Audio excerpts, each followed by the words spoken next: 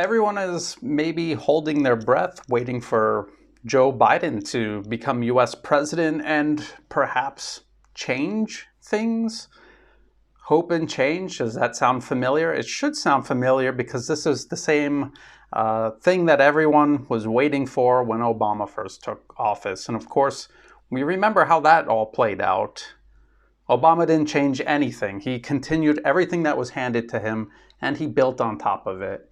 And what he did was just continue decades of U.S. foreign and domestic policy. There was no fundamental change when Obama was in office.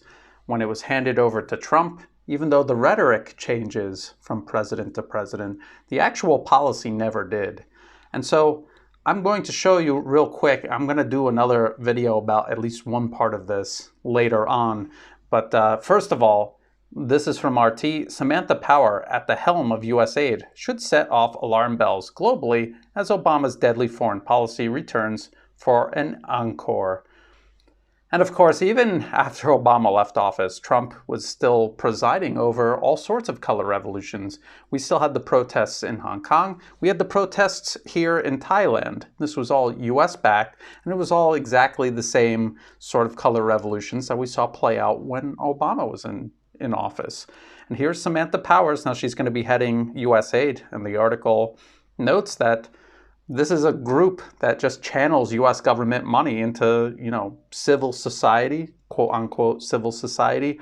And these are the mechanisms that Washington uses to overthrow countries. This is what they use their money for. USAID is involved here in Thailand. Prachatai gets money from USAID. So there's that. And of course, Samantha Powers, when she was working under Obama, she was one of the people selling the wars in Libya and in Syria, the responsibility to protect the humanitarian war, if ever there was an oxymoron. And then there's this. And this is what I want to show you here.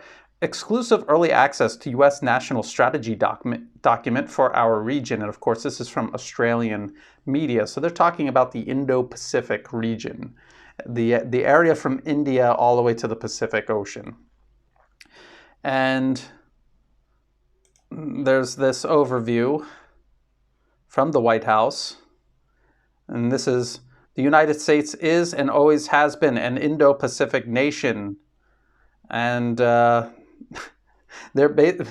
let's just look at the main document. Okay, this is the document. And even though throughout this whole document they're talking about open, freedom, transparency, they have entire sections redacted. So their strategy to make the region open and transparent is to have a document describing it that's all redacted. But let's just go to the very, very, very first sentence. How to maintain U.S. strategic primacy in the Indo-Pacific region and promote a liberal economic order while preventing China from establishing new illiberal spheres of influence and cultivating areas of cooperation to promote regional peace and prosperity. The U.S. is not located in Asia. It's not an Asian country. The idea of the U.S. maintaining primacy over a region it's not even located in is just at face value imperialism. It's empire. It's modern day empire.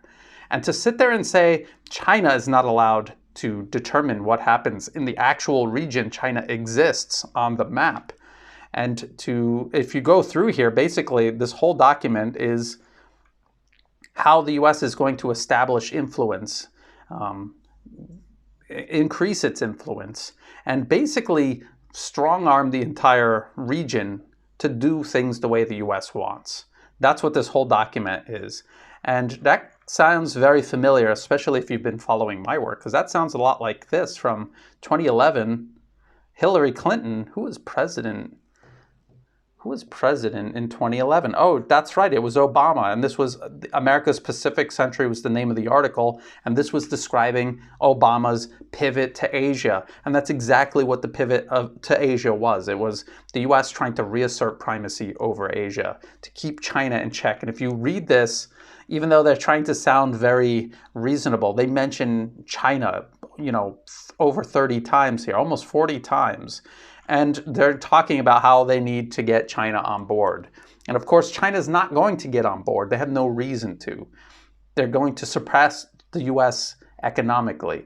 They're in many ways surpassing the US militarily. They have no reason to do things the way the Americans dictate to them, especially in their own region, Asia.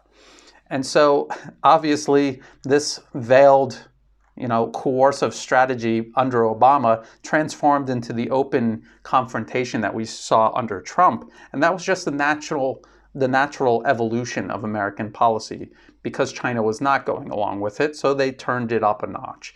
And now that now that, as if it makes a difference, now that Biden is coming into office, we're going to see this continue. We're going to see all of this continue. It's going to go straight back to, they're going to say it's going back to the pivot, but it's just going to continue from Trump. It's going to continue to where the U.S. is going to try to increase its influence in Asia, continue encircling and trying to contain China, and we're just going to see this all continuing exactly the way it's been going for years and years. Samantha Power at USAID, I mean, she's just going to continue doing exactly what she did under Obama. So for people holding their breath, waiting for Biden to get in and to change everything because people perceive that something has changed under Trump, don't hold your breath, because nothing is going to change. We're going to continue seeing the color revolutions. We're going to continue to see the U.S. needlessly escalating tensions with China. Pompeo with his jab at China over Taiwan, that is going to continue under Biden. At any time during Obama's 8 years in office, he could have stopped that, and he didn't. He escalated it, and it continued under Trump, and it will continue under Biden. So I just wanted to point that out. This document here, I'm actually going to do a full detailed video, probably with Thai subtitles. I'm going to do this in a later video, so be on the lookout for that. To my Patreon patrons who make these videos possible on a daily basis, thank you so much. I appreciate your support. To everyone out there helping in every way, whether you're liking and sharing videos, sending kind words in the comment sections or by email, or if you're helping with translations and doing subtitles, I honestly could not do it without you. My supporters are what allows me to do this work and continue doing this work. So thank you very much. And as always, thank you for watching.